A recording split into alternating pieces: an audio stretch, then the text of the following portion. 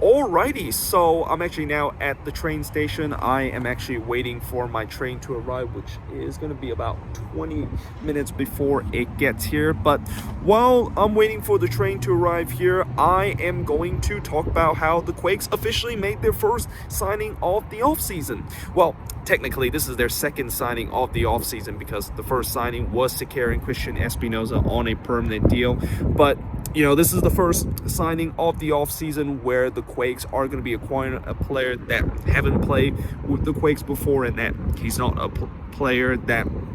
we of course had before on loan, but we just secure him on a permanent deal. And that player that we are going to get is going to be Oswaldo Alanis, the Chivas defender, and that he's going to be joining the Quakes on a season-long loan deal. And I believe this loan deal also have a option to buy, which is always good whenever you see a loan deal that has an option to buy. And also the Quakes pay undisclosed TAM money in order to get him. And I have heard some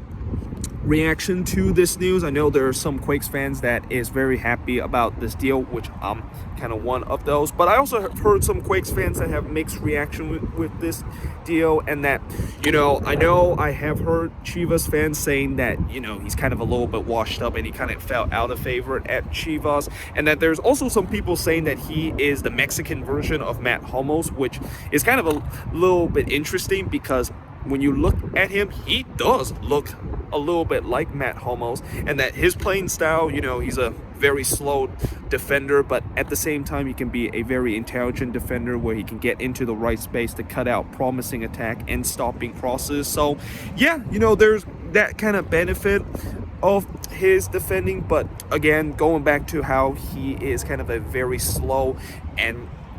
not really a very fast defender, that does make me a little bit concerned, considering this league is a league where you need to at least have some pace if you're a defender, and you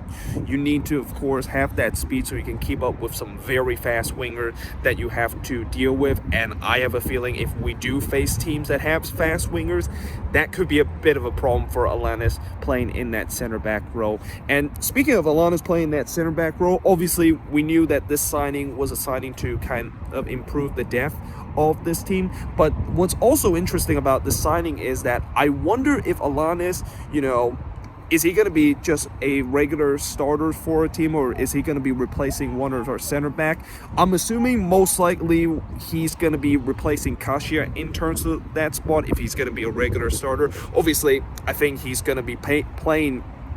as a regular starter in that center back during the time when, I think right around June, when Kasia is going to be going to the Euros with Georgia. He's going to be replacing him in that spot. But the question is he going to actually replace him outright, and that whether or not we're going to have some competition in terms of that center back position of who exactly is going to lost that spot, and that who exactly could potentially be demoted into a bench player, and that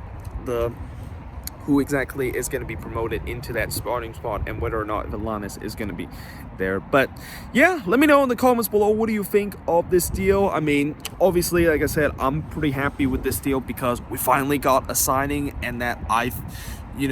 like many Quakes fans, these last couple of days, it's been kind of a little bit stressful. The fact that I'm seeing a lot of teams having some signings, and that I'm kind of jealous of the fact that they got all these signings done, and that the Quakes haven't made a single signing so far here in the offseason. But thank goodness we finally got this done, and that hopefully this is just a sign of us potentially get a couple of more signings here in the offseason. I mean, I know we still have a DP spot open right now, and that